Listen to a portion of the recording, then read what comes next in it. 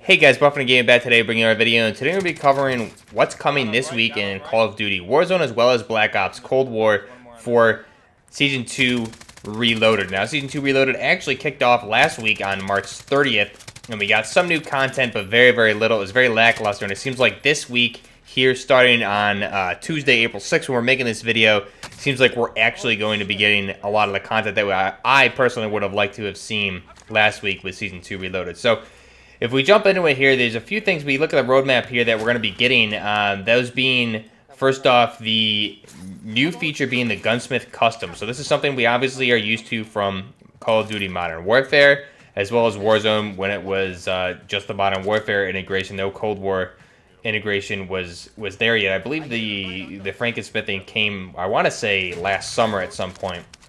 But again, it's going to be the same thing as we covered in Modern Warfare at the time, is where you can mix and match different attachments for blueprints. So I can take a base barrel or a barrel from a different blueprint and throw it on a base weapon, things like that. Some different Frankensmithing. I'm not sure how that's going to actually work out, because a lot of the bundles in Cold War are very, very different from Modern Warfare, whereas Modern Warfare, there was a lot of different cosmetic changes to different attachments for blueprints. It's a little different with a lot of the weapons in Cold War, so we'll have to wait and see how that plays out and really what you can mix and match.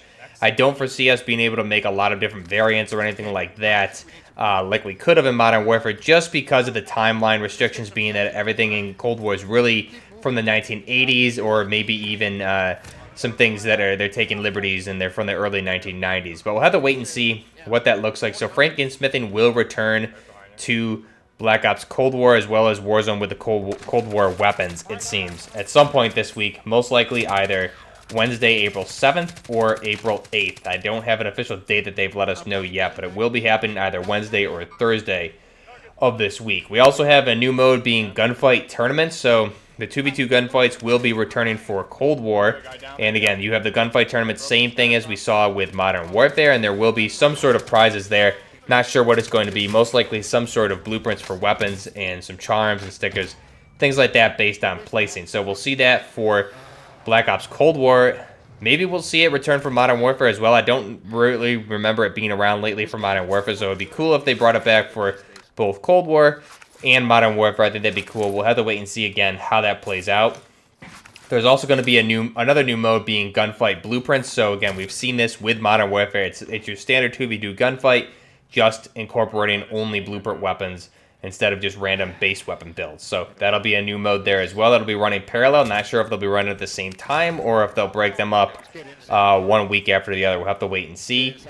We also have, finally, the new sniper rifle being the ZRG 20mm, or as it's known in real life, being the NTW 20mm from Denel, which is a South African sniper rifle firing 20mm, well as a few different calibers for this weapon as well. So again, I've been waiting for this thing since the roadmap of Season 2 was first announced, and this thing was rumored prior, and then we got the confirmation. So I was hoping for this to be released last week with the Season 2 Reloaded. Unfortunately, we had the crossbow come instead. So there will be some sort of challenges involved with this weapon itself to get it. So I'm not sure if we'll be able to complete those in Warzone or Plunder, or if it has to be in Cold War itself. Have to wait and see what those look like. I know some people's games were bugged when Season 2 Reloaded happened last week, and this weapon was already unlocked for them. So you may be able to find some gameplay out there on YouTube of people using this weapon. But have to wait and see. I haven't looked at any of that gameplay. I kind of want to be surprised with what the attachment variety looks like here. Now, in real life, the Denel NTW-20, like I said, is a 20mm anti-material rifle. However, it has some special features there.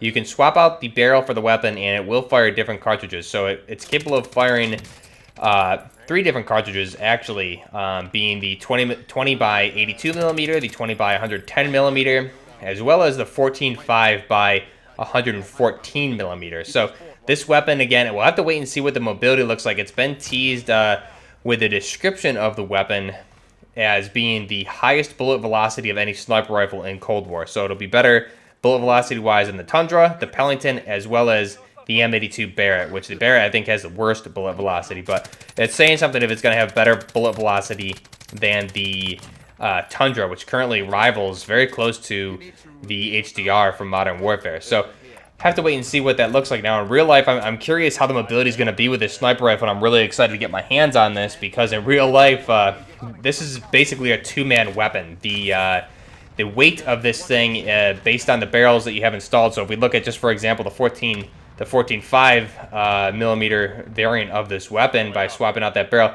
this is a 75-pound weapon if we round up. So this requires a two-man crew to set up and operate. It's a very, very large weapon. Overall, no matter which barrel you have installed, the 14.5 obviously being a longer version as well as a heavier version. Have to wait and see. I'm excited to see if we actually have ammo conversions for this weapon. We haven't seen any ammo conversions for anything yet here in game that fires different calibers for the Cold War weapons. So we'll have to wait and see if maybe that's something we'll get, if it's going to be just a base of a 20 millimeter, or if we'll be able to swap out the cartridge for a 14.5. We'll have to wait and see. I think that would be really cool, because in real life, the 20 millimeter is gonna operate how you would expect a 20 millimeter to operate. It's a slow bullet velocity for the most part, versus the 14.5, which is actually very, very, very good bullet velocity in real life. So we'll have to wait and see. I'll cover all that more in depth when the weapon itself actually releases and I unlock it. I'll do the conversion video for that, which I'm really excited for. Now, we also have, for this part of Season 2, coming this week, is being the new operator, being Rivas, I believe her name is. Again, this is just another operator we saw teased on the Season 2 roadmap. Didn't come last week. We had the other operator last week, so this week we get Rivas, and she'll be released most likely in a bundle, it seems like, sometime this week as well. And I'm assuming perhaps she may even come with the bundle being the NTW 20mm sniper rifle as well. I'll have to wait and see what that looks like bundle-wise. Now, outside of that, there was also patches that were done today. So Raven actually did a hotfix today that they didn't announce they were even working on previously. And it seems like overall a pretty effective hotfix that they introduced. Now, overall, again, this is in addition to what they did last week with Season 2 Reloaded. So Season 2 Reloaded, they did some minor nerfs to the AUG. They didn't touch the FFAR at all. They increased the recoil on the AUG slightly, but it really wasn't enough. So this week here on April 6th, they did a hotfix again earlier today. And I'll just read through the patch notes here. The general fixes is just camo challenges for the R1 Shadowhunter, being that new crossbow, now appear correctly. I guess they were bugged previously. The ones we really want to see here are for the weapons. So the weapons being the Cold War Tactical Rifle Charlie, that being the AUG. So the recoil strength has been increased. And then they actually make notes here, this is the kind of communication I'd really like to see from Raven moving forward, is they make notes kind of detailing the mindset of their change. And what they say here about the AUG is that they increase the strength of the recoil for the weapon, again, on top of last week's changes. And then they note that the burst weapons ride a fine line between inefficient and oppressive. So the intent of this change is to maintain the weapon's identity of being a powerhouse while making it a bit more difficult to wield. So there needs to be a little bit more skill instead of just completely tap firing nonstop with no recoil and having a two-burst kill at almost any range. So right now we feel it is too easy to stay on target given how lethal it is, which is true. We will continue to monitor the performance of the Tactical Rifle Charlie, being the AUG, and make additional changes if necessary. So what they did is increase the recoil pattern here for this weapon. And what I'll do right now is, good thing our buddy Exclusive Ace did the testing. He put this all out over social media, so it's been shared quite a bit. So I will credit and link his video where he actually goes into these two nerfs for the AUG and the FFAR down below. But you can see here the side-by-side comparison that he was able to post out of this is the pre-patch versus the post-patch. And really, the bullet spread on the burst itself was not increased. However, the recoil and the time it takes to center after the first burst was increased. So you won't be able to just spam that fire and get center on target immediately. And if you're spamming, you're going to see the increased muzzle rise, like you can see here in the post-patch version of his picture. So it really puts emphasis on keeping on target and not spam. You need to be slow rate of fire between bursts in order to keep hitting your target, which is how it should be. That's really how it is with the AN-94.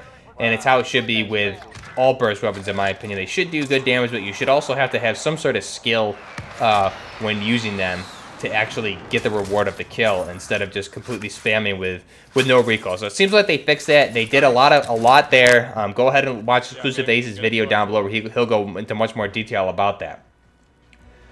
Now for the FFAR, or the Cold War version of the FAMAS, the ADS speed was decreased. So really what this did, and again, Exclusive Ace covers it heavily in his video, which I'll link again down below. The FFAR is a jack of all trades. It has the damage profile and range of an AR, as well as a fire rate of an SMG, being 1,000 rounds per minute is what it is in game. So the FFAR's wholesale efficiency has it edging out SMGs at range. We're not satisfied with that. So ideally, FFAR fulfills the role of a mid-range dominator while falling prey to weapons that excel at short range, being the SMGs. So we're bringing the FFAR a bit more in line with that mid-range type weapon that it should be.